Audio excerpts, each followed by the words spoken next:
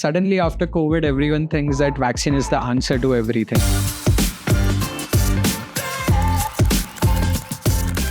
Can a blood test tell you how fast you're aging is a question you have heard plenty times since the time we started talking about longevity, healthy aging, lifespan, and health span. And the answer to this is often not straightforward. It's ambiguous, it's nuanced for a few reasons for sure. First things first, it can tell you a lot about how you're aging, but it cannot really tell you what a biological age would be. And there's reasons for that. The whole biological age testing phenomenon that is happening globally is basically a game of averages. And I often say that it's a statistics joke. The reason is that if you have 10 markers, if you have picked up a population of 100 people, the average of that would tell you that if it is from a healthy population or a non-healthy population. When multiple of these averages come together, the average of those averages is what your biological age test number really tells you. But does it tell you anything actionable? I would probably say no. But does it tell you anything actionable when you actually get a blood test done? Well, definitely. You might have heard all these part where you say that you take these 65 blood biomarkers and we'll give you a biological age test. Be impressed by the first sentence, definitely not by the second sentence. We have ourselves tried it and we know the reasons behind it. So, each and every marker in this profile, whatever it may be, 6500, someone is doing 130 markers, whatever that number may be, each of these markers has a biological value, which is more strong than any average number would probably tell you. So, you should definitely get a blood test done, track each and every marker, specifically markers, if you are an Indian, specifically markers like HbA1c, insulin sensitivity, your lipid profiles, your ApoE levels, and others that come with it, especially even on the inflammatory side, which are markers like hsCRP. These will tell you a lot of biological insights. It will tell you if that marker is helping you age well or not so well. And that insight is oftentimes enough to take an action on it. And when you take that action, you will automatically feel better and you will start forgetting about the concept that am I aging better or not. So, GLP-1 drugs are definitely the hot topic. Specifically, you might know it by the names of Mounjaros and the Ozempics of the world. And to me, it's by far one of the strongest innovation in medical science we have done in the last few decades. With the question of hype, hope, or real science, I think all three of them. The reason is that for every drug that enters a market, it has to go through a very stringent process. And if a drug has cleared that and got an FDA certificate, surely there's evidence and substance behind it. The question you should be rather asking is what is the evidence for? And I think most of the answers you'll get there itself. The maximum evidence that we have for GLP-1 is on the type 2 diabetic population, which is mainly a metabolic disorder. And it has shown phenomenal results there. It has by far exceeded the positive effects of all the drugs we have known for diabetes. So yes, if your condition is genuinely uncontrollable by existing protocols, drugs, markets, or healthy practices, then you will probably have to go for GLP-1. But that is not something I must tell to you. It's your doctor who will take a wise decision for you any time of the day. Similarly, for obesity, again, very, very good evidence that is backing the drug, especially pathological obesity. The reason being that pathological obesity is often out of control from health practices, and a person might have to go years and years of training, which is usually not possible with a serious disease like that. Even in that case, GLP-1 is something that has strong evidence backing it, and a doctor would definitely take a wise call for you. So that's definitely the real science part. So what's the hope and hype part? The hope part is where we have initial evidence, but there's still much more work to do before you start using for those indications. For example, sleep apnea. For example, a lot of healthy practices or weight loss programs specifically for non-diabetic healthy people. So this is where the hope is there, and we might just have to wait for a few years to actually see how it's working for healthy individuals like you and me. Especially, you might be doubtful that if I'm a 35-year-old, I have borderline diabetes, should I go for GLP-1? Well, probably not. Because if you're at borderline, it's easily controllable by additional health practices like get your nutrition in order, use your muscles a little bit more, and that will eventually give you the result in a short span of time. When you take GLP-1, you will have a paradoxical effect. If you are generally healthy, borderline diabetic, and if you decide to go for a GLP-1 just to get that out of your system, you might be wasting a lot of your muscles, because the drug has side effects on your muscles and skeleton. So that's definitely the hope part. The hype part is where people have started talking about. So we saw the first tier, serious disease, second tier, slight diseases, a little bit of health conditions. But the third tier, well, people are talking about is enhancing or longevity. Well, that definitely is the hype part. We do not have strong evidence saying that GLP-1 is a zero therapeutic or something that can be used to treat or control aging directly or indirectly. So I think you should stay away from that if that is your goal.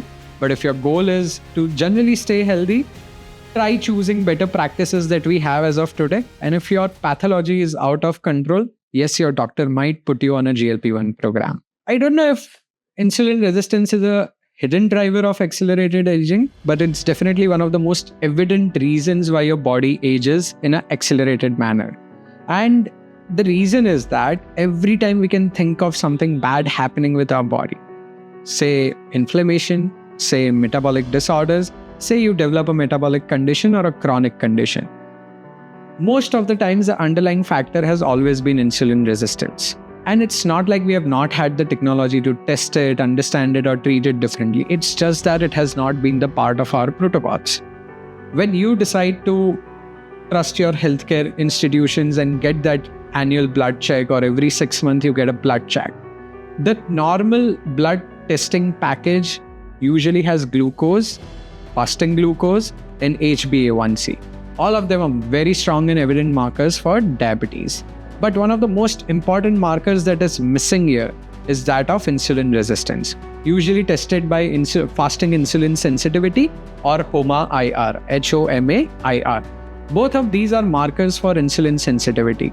And I think if you can leave out the entire blood test on one side and these two markers on one side, and I think you should get tested for it every 6 months.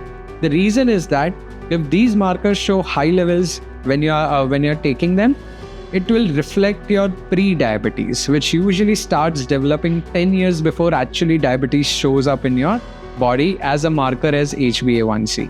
So insulin sensitivity and insulin resistance, both of them are extremely important to drive how your body is aging. It's a cellular mechanism. It exists in every cell in your body, right from the neuron in your brain to the skin cell of your toe.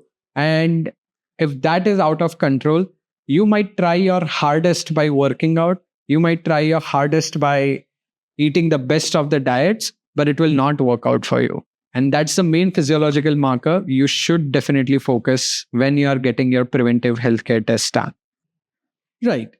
See, if humans were made in a factory as the robots, we would all function pretty much in the same way throughout our lifetimes. But we know that that doesn't happen. And it is completely fine, fair, and evident to say that two people of the same age might look drastically different, might feel drastically different, and if you take their biomarkers, might look drastically different as well. And to be honest, why does this really happen?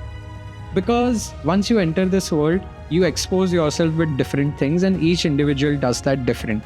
Even if there are two twins born into the same family, the kind of exposure they have to the real world and the elements of the real world are going to be completely different. And I understand that a lot of the cards are dealt by the genetics itself.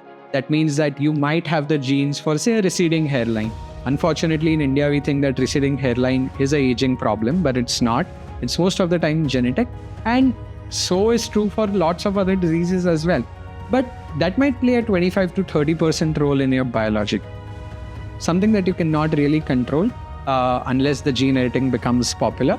But until then, you have some ways how you can actually expose yourself to the bad and the good of the world. So that's your environment. Everything from the air you're breathing, the food you're eating, the hygiene practices you're maintaining, to the water you're drinking, to the time that you're waking up, sleeping, time you're eating, everything matters, and everything is like a metabolic circuit in your body. So if one thing you're going to do differently in a single day, it is going to reflect in your metabolism, which is probably why when you go to, say, a school reunion or a college reunion, or you meet peers from your own age group, and when 5 or 10 of you are standing together, some of you are looking visibly tired, some of you are not hitting the exercise, not hitting the gym, so your muscles are kind of weaker, your posture is kind of changing. All these is eventually going to reflect on how well you are aging over a period of time. When you're in your late 20s or early 30s, you might not see a visible impact right away, but this starts accelerating at a pace you won't be able to control after 40. So everything matters. Focus on the environment. Genetics is something you cannot do anything about. Focus on your practices, and I think that's going to make sure that you stay, if not younger than your age, at least up to the mark to your age. Will we ever have a vaccine for aging? And I think this is a question everyone keeps asking, because suddenly after COVID, everyone thinks that vaccine is the answer to everything. And it probably is. In terms of aging, we definitely have some good research going on there. But I wouldn't say that it's vaccine for aging. Vaccine for aging is what you would hear on Instagram. I would tell you a little bit of a Substack or a scientific answer for that. Aging is not something that is driven by one factor. It's usually 100 things that comes along together, gets interconnected in a way that is so beautiful to observe and so detrimental to feel, such that it is going to deteriorate your body from all the angles. Now, one of those factors happens to be what we have popularly again called zombie cells on Instagram and senescent cells on scientific papers. So these cells are dying cells. They are not exactly dead. They're not exactly living. They're stuck somewhere in between. And when they're stuck somewhere in between, they're going to release a lot of cytokines, or what we call inflammatory molecules, which is going to rupture the environment in and around that cell or in that tissue, no matter which organ it belongs to. It is definitely one of the strongest hallmarks of aging, and reducing senescence burden has often resulted in mice as to good evidence for increasing health span or lifespan. In Japan, a few years back, a few scientists got together and started working on a vaccine for these senescent cells. That means that it is a jab that you get, and these molecules, as soon as they detect a senescent cells, they are going to kind of kill them or remove them from your body right away. The vaccine has shown very promising results, at least on a mice level, but we all know how that translates to human over time. It takes time, money, and a certain different level of research altogether. I am hoping it works in humans, but again, I wouldn't call it vaccine for aging. I'll call it vaccine for senolytics. The area is promising. Hopefully we get there soon. Till then, I don't have an answer if we have a vaccine for aging or not. I have an extremely lengthy answer to that one, and it's no. The reason being that most of these biological age tests have been trained on Western data, and that is a problem with almost every medical claim that we make in this country. So to directly extrapolate that on an Indian population is probably not going to work out for you. Secondly, there are multiple types of biological age. Which one are you going to take? Is it the blood-based? Is it the epigenetic-based? Is it the glycan-based? Is it a transcriptomic-based? Or is it XYZ scientific term-based? You cannot take all of these biological age tests. Secondly, even if you decide to take that, the numbers within these biological age tests are going to vary so much, you're going to be left more confused than where you started with. I would suggest, as a country, as a population, we are not ripe for biological age testing as of yet. Go for your standard blood test. It pretty much tells you everything that you need to know about what you want to do tomorrow to improve your health and to improve your healthy longevity. It is true and not true both at the same time. And I'll tell you exactly why. You might have heard a lot of people talking about microbiome or the bacteria in your gut, and that they can release GLP-1 naturally, so you should not go for the GLP-1 drugs that are coming up. The microbiome bit is right, everything else is wrong. The reason is that no bacteria in this world has shown capability to naturally release GLP-1 by itself. But what the bacteria in your gut really nicely do is that they release certain metabolites like butyrate, acetate, propionate, indole derivatives. But when these molecules go and interact with your gut lining, you can actually naturally produce GLP-1. And which is why oftentimes we miss out this from the conversation of health, that there are microbes in your gut, thousands and trillions of bacteria, and all of them are as vital to your health as anything else that you might have heard of. And GLP-1 is just one strong characteristic of this microbiome. So if you have the right microbes, which have the right genes, which can produce the right metabolites, they can interact with your gut and can naturally maintain the balance of GLP-1 hormones in your gut. And I think you should depend on them if the case is not out of control as of yet. Well, if a vaccine for aging did exist, and if it showed promising evidence and safety profiles, I would not mind getting a jab for it at all. Because it is my personal opinion and my personal wish that I want to live as long as possible to keep doing the good work that I think I'm doing. About the second part of the question, should government subsidize it? I would leave it to the policymakers of that time to kind of decide on that. What I would really instigate them to do is to start looking at novel technologies, because I feel when it comes to regulatories and government policies, despite the innovation in the country, we have always stayed about 5 to 7 years behind. And we should start exploring avenues if there's something interesting coming up before it actually comes.